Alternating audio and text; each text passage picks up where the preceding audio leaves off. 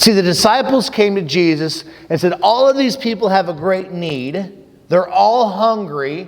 It's getting past time to eat. Send them away. And Jesus looks at the disciples and says, feed them. We got a problem. If you know the story, you know there's 5,000 men, not counting the women and children. Some people read that and they try to put a number on it. We can't be really accurate, but let's just say that it is within reason to say the actual number is somewhere around 15,000 people. And how many disciples were there? 12. 15,000 people, and these 12 men are going to feed them. Oh, and we have another problem. Feed them with what? There's only 12 of us, and we have no food. But let me ask you this. Why did those people go to the desert place in the first place? Because they recognized that what they needed was Jesus. And they were trusting that Jesus would meet their needs. Now, do you think that they were thinking that he would meet their physical need? That they were hungry and they knew that they would get food? They probably weren't specifically looking for that. But they knew this, that I need Jesus and he is there, so I'm going to go there and I'm not going to worry about anything else. I'm just going to focus on being with him. And the disciples recognize the need that people have, and he says, you take care of that need. And they said unto him, we have here 5 loaves and 2 fishes. I love the King James Version and the way that things are worded. 2 fishes. 5 loaves and 2 fishes. And let's be clear, these loaves, by the way, historically, they're taught to be more like a biscuit, not like a big loaf of bread. Okay? But maybe it is a big piece of bread. Who knows? How big of a piece of bread do you think it would need to be to feed 15,000 people? Probably nowhere near that need. But we have here 5 loaves and 2 fishes. He said, bring them hither to me. Now, I just want to throw this out here. That seems like an absolutely ridiculous request from Jesus. We have 15,000 people to feed. We have found this small amount. Jesus says, bring it here. Bring it here. The first thought is that's just completely ridiculous. This little bit that I have to meet my need, it's not even remotely close to touching the great need. It's like somebody being in a huge financial debt, owing hundreds of thousands of dollars, and a little child coming up and saying, well, I have 16 cents. Will it help?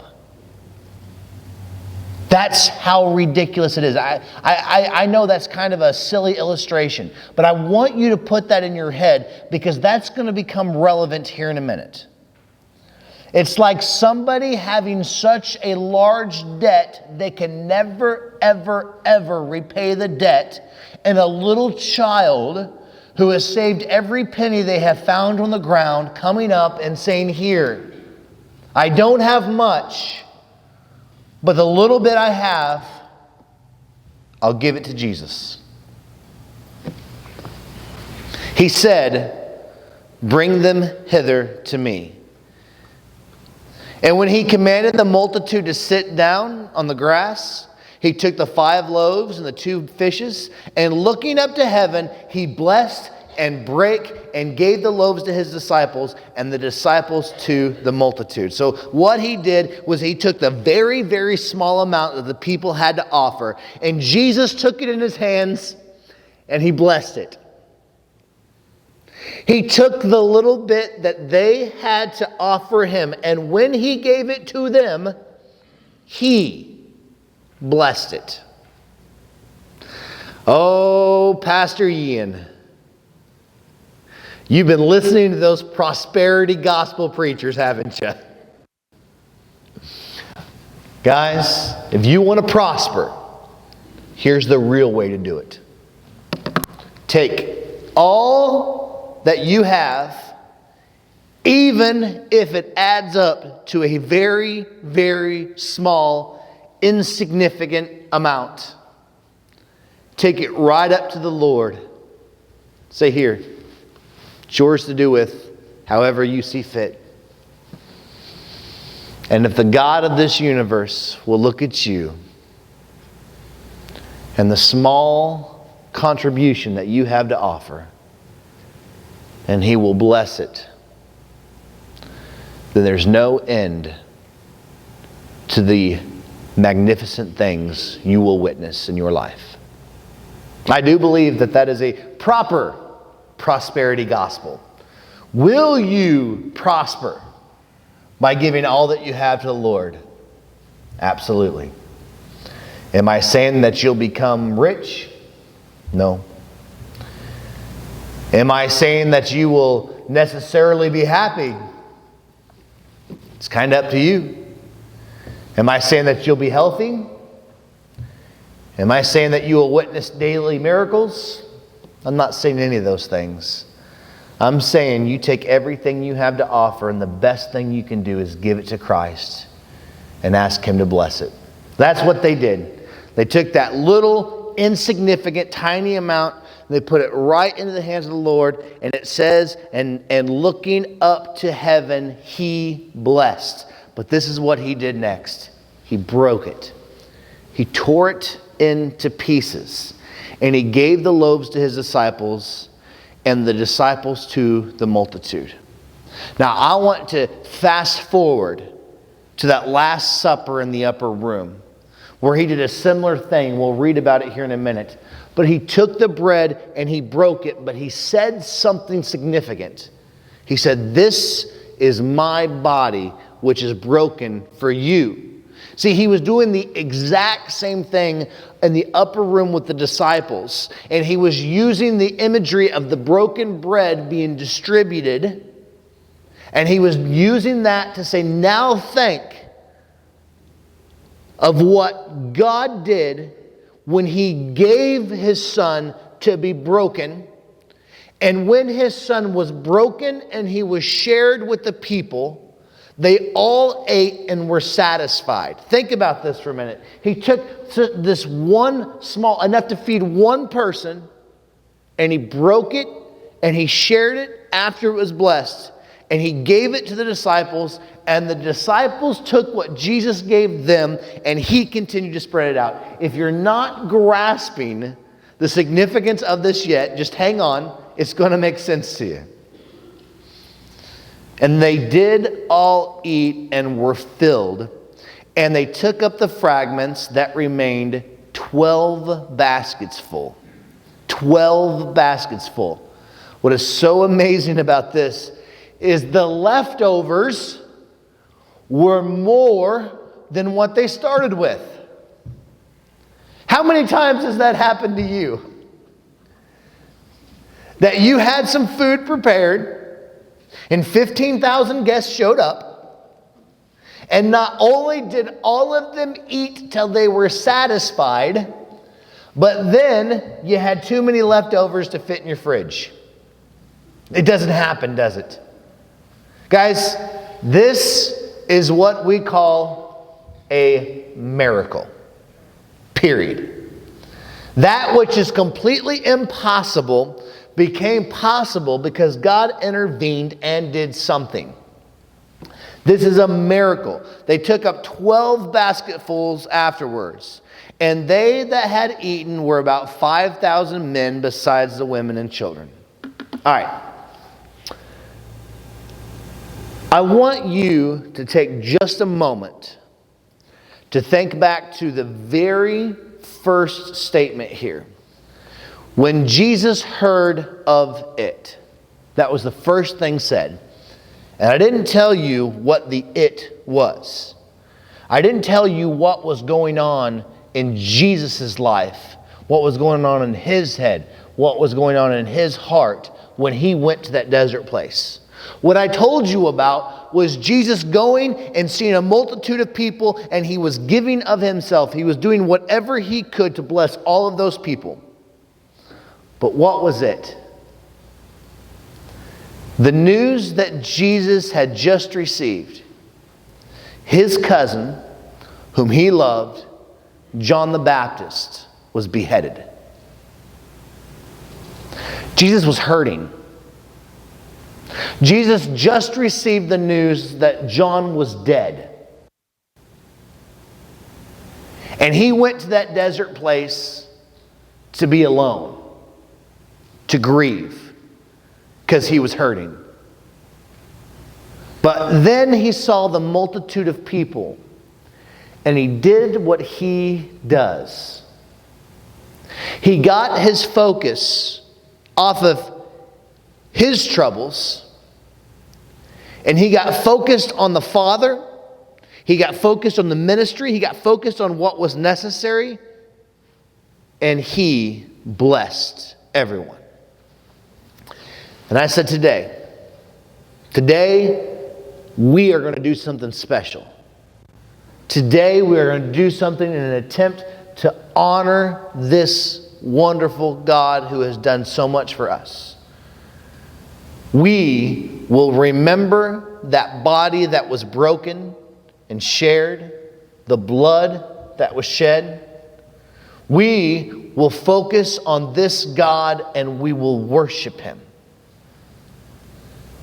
But I want to encourage you to do something that is so very hard. I want you to find a way to let go of anything that gets in the way. 3 different people in this last week, by the way. And if I'm talking about you, just so you know, I'm not going to call you out by name, so you're okay. 3 different people talked to me this week about the fact that we were doing the Lord's Supper and they weren't sure that they were in a place they needed to be in. They weren't sure if it was proper for them to do it. One of the people in particular, I said this. I said, my advice to you is you go to the Lord and say, God, I want to do this to worship you. I want to do this to bless you. I want to do this in remembrance of you. God, do you want me to do this? It's a very interesting thing. This is something that the disciples and the first century church took very, very serious. When it come to the time of the Lord's Supper, there was a church that was kind of making a mockery of the ministry. They were doing all kinds of crazy things. And one of the things they were doing is they were celebrating the Lord's Supper, but really they were having a feast. Paul was addressing this problem. And he said this, he said, for I have received of the Lord, which also I deliver unto you, that the Lord Jesus, the same night in which he was betrayed, took bread. So this is what it was about. It was not about feeding your belly. It was not about a chance of getting filled up. But on that night, he took the bread. And he says, and when he had given thanks, much like we've seen earlier, when he had given thanks, he brake it. And he said, take, eat. This is my body, which is broken for you. Do this in remembrance of me. I was broken and I was given. He gave himself to the disciples, and the disciples gave to all of the people in need. And when they were done giving, there was a more than enough left over. Think about that for a minute. But he gave to the disciples gave to the people. Here we see him breaking the bread and giving to the disciples. And he says, this is my body. Do this in remembrance of me. After the same manner also he took the cup when he had supped, saying, this cup is the New Testament in my blood. This do ye as oft as ye drink in remembrance of me. He is telling you that he wants you to do this. He wants you to do this in honor of his sacrifice. He wants you to do it often, and he wants you to remember him.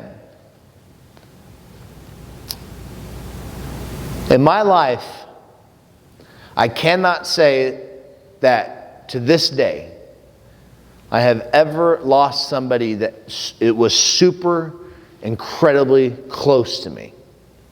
But I have lost people who I love. And there's things that I get to experience in my life that I do that it makes me think back to them. It makes me think back to the fond memories I had with them. It makes me think of the relationship I had with them. It's a very, very special thing. I do something and it helps me to remember those that I've lost. This incredibly special person in my life, this Jesus, and even though I haven't known him face to face, honestly, it is the most important relationship in my life. And when I do these things, I think back to him, and it helps me to remember what he has done, and it helps me do something even more. It helps me to worship him. Thank you, Jesus, for shedding your blood for me. Thank you for washing me clean of my sins. Thank you for giving me the opportunity to go to the very throne room to receive grace and mercy. It helps me to remember how great this God is.